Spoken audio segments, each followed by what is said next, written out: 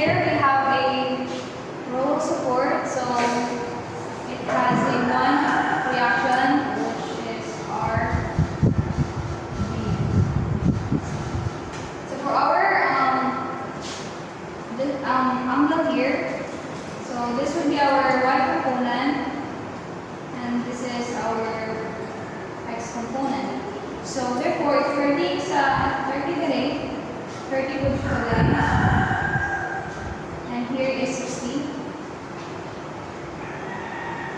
Since 60 today, ito siyang i-bunang ang 60 today.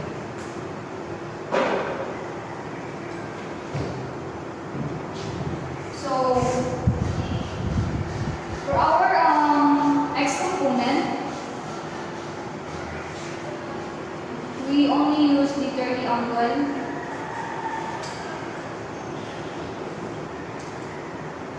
Since our x component is opposite to our angle, we use sine. And for our y, since adjusted siya, we use cos 30. So let's proceed in getting the moment. So our force here is -4 multiplied by the distance plus our y here is RB cos 30, and the distance na yung mga terminal is 8. So to get the RB, we just transpose this para maging positive, and we just divide it sa cos 30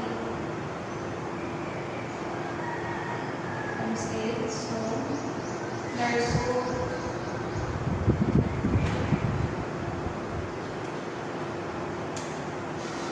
is 3.46 million.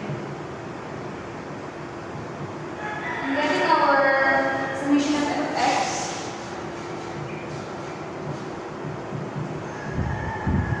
So gani siya, ax minus the value of our, so here man, put ito ang kaning x. So ang atong x is RB sine 30 equals 0.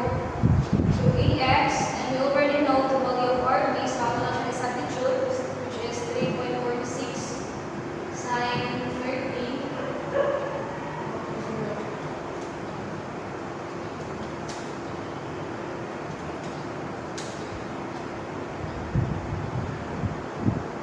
So the result is 1.73. Ax would be 1.73. Yeah. For our y, summation of y. So kani siya. Ay ay first, then ay minus 4 plus our y, which is RB cos 30.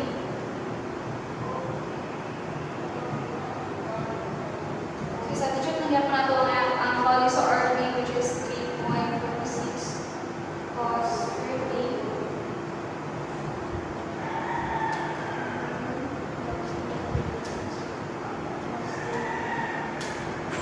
So the answer is 1.000. And ato siyang i-transpose. So the final answer for our AY is 1.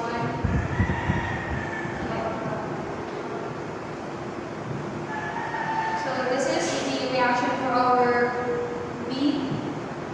Or this is for our AY, and it's for our AX. So our next problem, the uniform rod EB has a weight of 50 N. Determine the force in an able weight. The rod is in the position shown. So first, determine the reaction of each forces. So This is our white.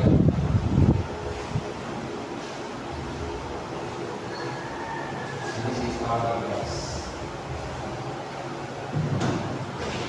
And also this is our aluminum.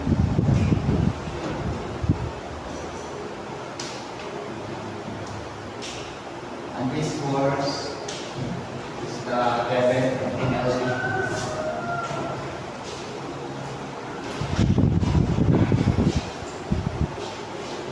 So now we can proceed to solve this emission of May.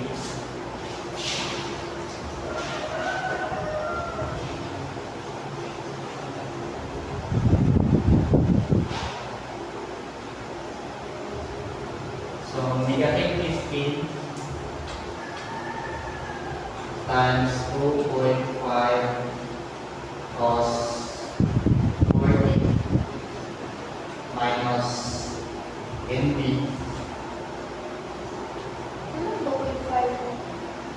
One siya, sa pining na distance, katuma, like na siya. Ang katuma sa 5 is 2.5. Then, ang tuwa ka angle na i-add siya. So, 40. So, kay maubos na ang force, so yan makuha ko ng isang EX. So, mga cos na itong gamit. So, NB sine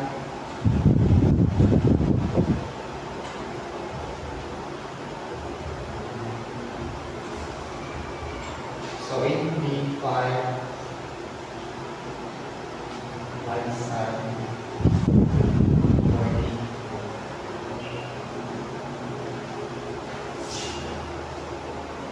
So, equals to 0. So, iba ito yung i-calculate.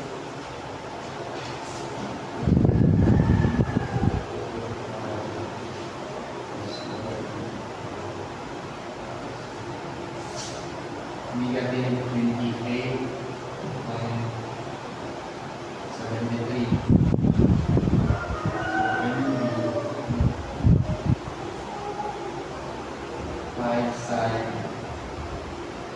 40 is equal to 0.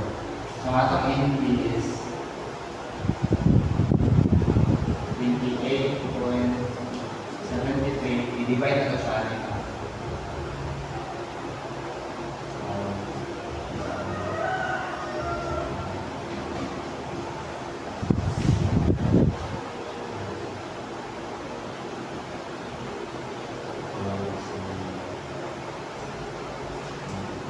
So now ang atong NB is 8.94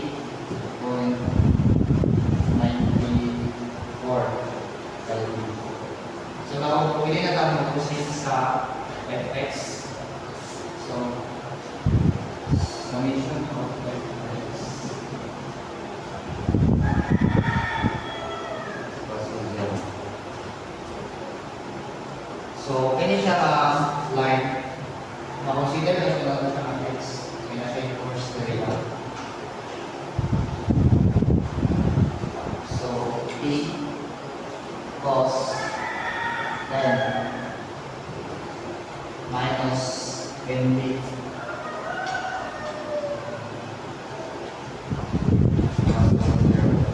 So, since our NB is calculate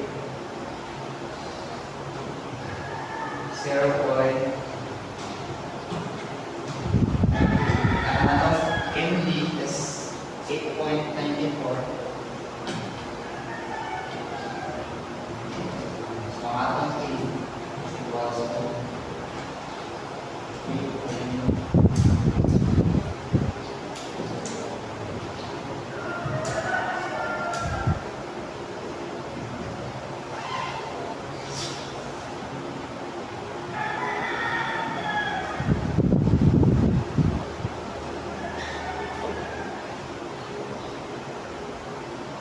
So, ang atong P is 9.12.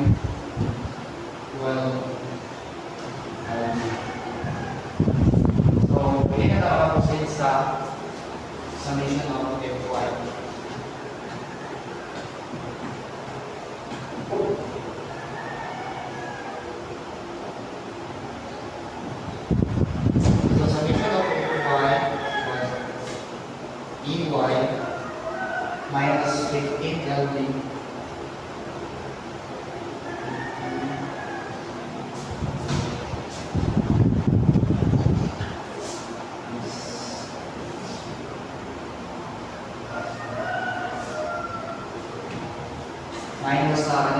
first slide.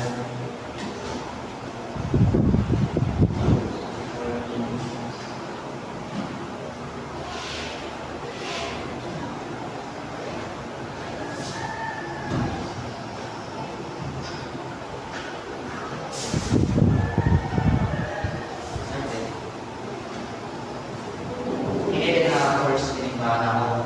Kay Y na may X natin. So, B side X plus 2 0. BY minus 15. So, atong A is na BY.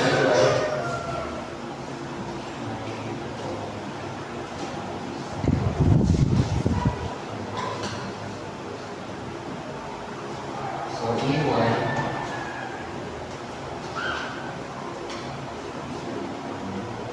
so, ako na siya calculate.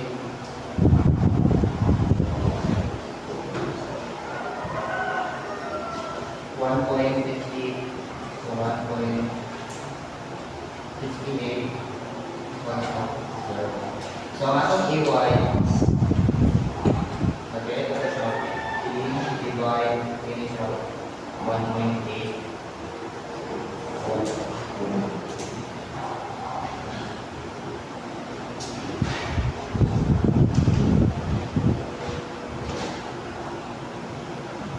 So this equals 9.49. So muna itong EY,